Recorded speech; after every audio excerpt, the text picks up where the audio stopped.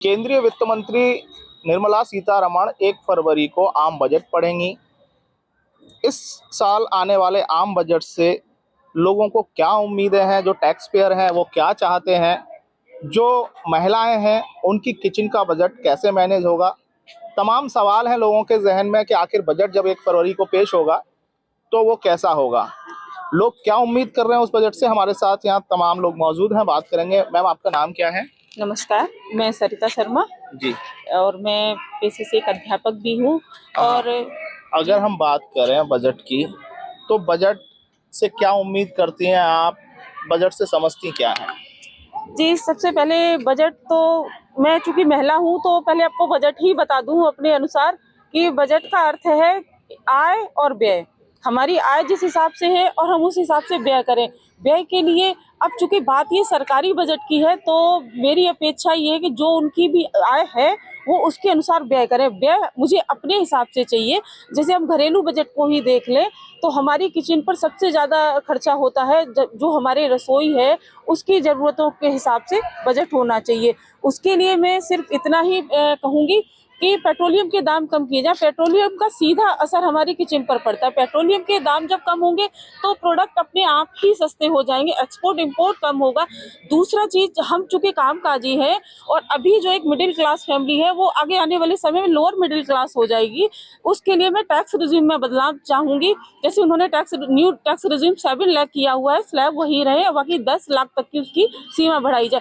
दूसरा जो 5 लाख वाला ओल्ड रिज्यूम है उसमें 1.5 लाख जो 80C के लिए विगत कई वर्षों से है, तो मैं उसमें भी बदलाव चाहूंगी। होम लोन की जो ब्याज है वो 2 लाख पर निश्चित की गई है, उसको भी 3 लाख किया जाए, क्योंकि वो समय गया जब 10 या 5 लाख में मकान बन जाया करते थे। अब मकान बनाने के लिए एक व्यक्ति को, साधारण मकान बनाने के लिए 50 लाख रुपया चाहिए।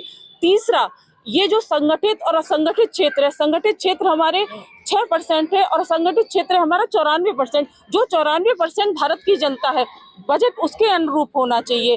वो 94% जनता क्या चाह रही है? रोटी कपड़ा मकान एक सरल और सहज तरीके से। हमारा जो अनएम्प्लॉयड पर्सन है उसको भी एम्प्लॉयमेंट मिले। घरेलू उद्योग महिलाओं के लिए होने चाहिए, छोटे छोटे अचार, बड़ी पापड़, चाट, चटाई, कालीन बनाना।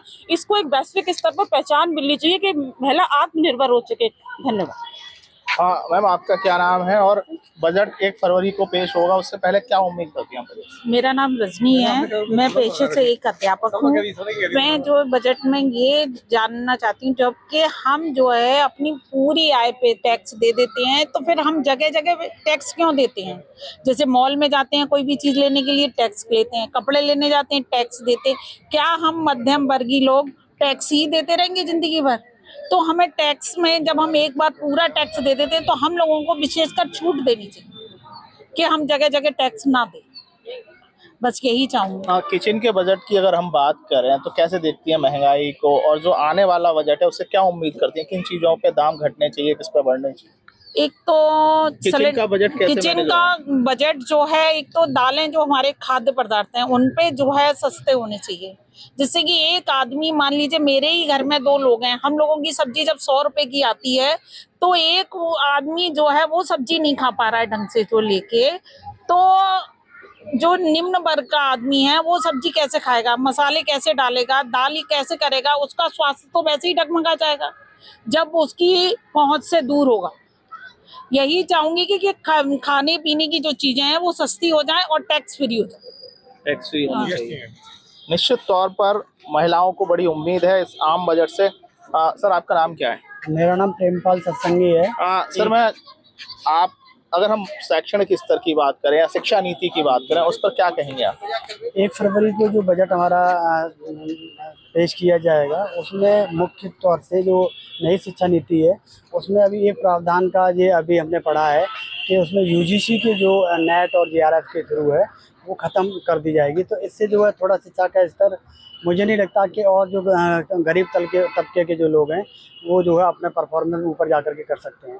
दूसरा, हमारा देश कृषि प्रधान देश है और उसमें जब तक अभी जो हमारा 23-24 का जो बजट था वो 1.22 का था, अब जो नया प्रावधान किया जा रहा है वो 1.52 है, जो कि किसानों के लिए बहुत कम है।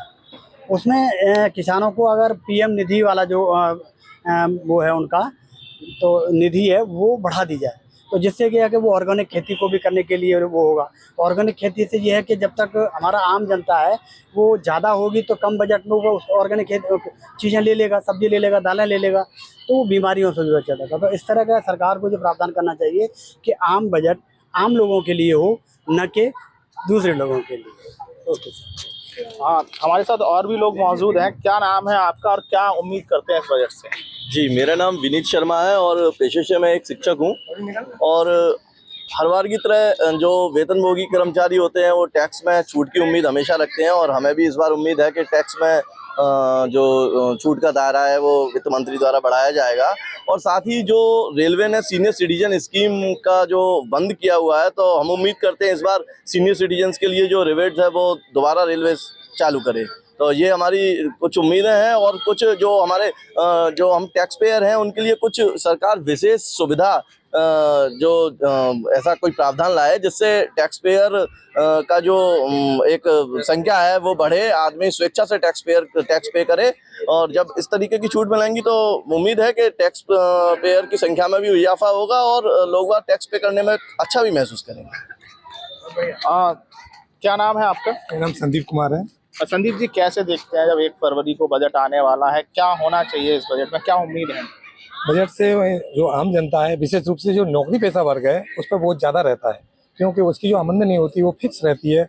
और उसमें जो 20% 30% जो स्लैब में निकल जाता है, उससे जो मार्केट में खर्च करना चाहता है या अपनी जो अपेक्षाएं रखता है उनमें वो पैसा खर्च नहीं कर पाता। तो सबसे पहले टैक्स पेयर के लिए, विशेष रूप से नौकरी पेशा वर्ग के लिए, जो मिनिमम लिमिट है वो 10 लाख रुपये हो जानी चाहिए कम से कम। बाकी स्लैब में ज़्यादा चेंज नहीं होना चाहिए, क्योंकि वो डबल टैक्स देता है। एक तो विभाग भी टैक्स दे देता है, पर उसके बाद वो मार्केट में हर जगह टैक्स देता है, तो उससे मार्केट में कोई रियायत नहीं है। या तो उसे मतलब कैंटीन टाइप की सुविधाएं मिले जिससे कि वो मतलब पर्याप्त मात्रा में पैसा खर्च कर सके और हमें इस तरह को ऊँचा कर सके। तो निश्चित तौर पर जब 1 फरवरी को निर्मला सीतारमण अपना आम बजट पढ़ रही होंगी देश के लिए, तब देशवासी उनसे तमाम उम्मीदें लगाए बैठे हैं। जो टैक्स पेयर हैं उनकी अलग डिमांड्स हैं, जो गृहिणी हैं वो चाहती हैं कि निश्चित तौर पर जब ट्रांसपोर्टेशन के खर्चे कम होंगे तो उनकी किचन तक पहुंचने वाला सामान भी सस्ता होगा, सब्जियां सस्ती होंगी, मसाले सस्ते होंगे, दालें सस्ती होंगी।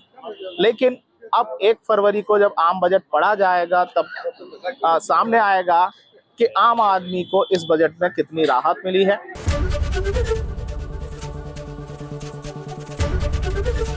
एबीपी गंगा, खबर आपकी, जुबान आपकी।